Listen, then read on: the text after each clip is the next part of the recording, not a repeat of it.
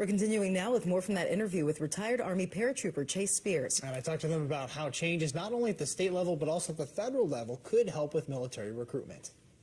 So let's move on and talk about 2185. Now, this expands Kansas National Guard benefits to families. We just mentioned how the family serves too. I really love this one because it could be good for both retention and perhaps recruiting as well, because the benefits extend to the families. Can you tell us about this one?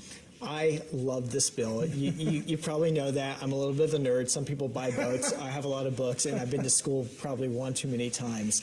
What is Dr. Spears like? But this actually helps Kansas to, in some ways, almost mirror the post 9/11 GI Bill that those of us who are on the active side are able to enjoy. And so under the old Montgomery GI Bill, that only applied to the service member, and that was a wonderful, wonderful benefit.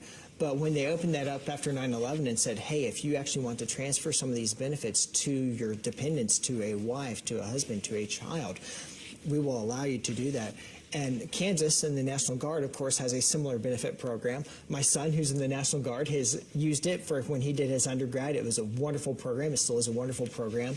And this allows National Guard members to actually take unused portions of their educational benefit, and just like in the post 9/11 GI Bill, transfer them to dependents, so that, you know, if you have a spouse who wants to go on to school, or you have a child who's responsible and wants to go on to school, and you don't plan on using that benefit and you've got leftover, you can gift it to them. I mean, just think about what a great retention tool that is. If you have someone in the Guard and they know that, hey, if I continue serving, I can actually allow my loved ones to get an education with these benefits. I mean, that's a huge morale enhancer, and it's good for the state, it's good for the Guard, it's good for retention all around. Full thumbs up from me. Awesome. I appreciate it, Chase. And of course, with rising costs of college, I mean, anything helps, right? Everything helps.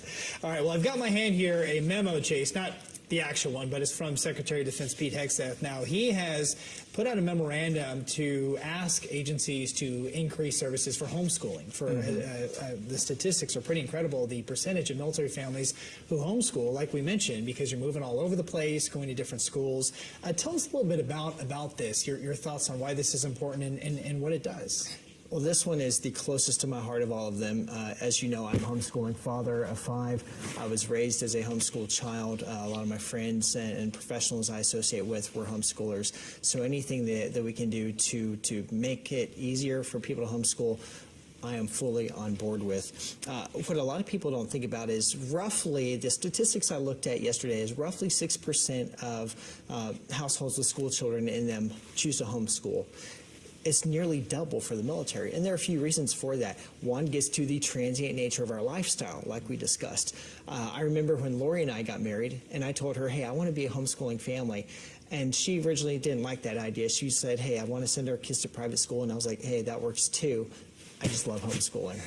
And then when I joined the Army, she said, now we really need to be a homeschool family, because I don't have to pull my children out of school systems every 2 to 3 years and get them reintroduced and reacquainted and risk them having to retake certain classes. Let's just make it streamlined and they get a common educational experience throughout. And it was wonderful for us, because we could even, during our moves, we could make it educational and pass by battlefields and do all this American history on the drive. And so, and I'll give you one anecdote from our personal experience where I think this might come in helpful.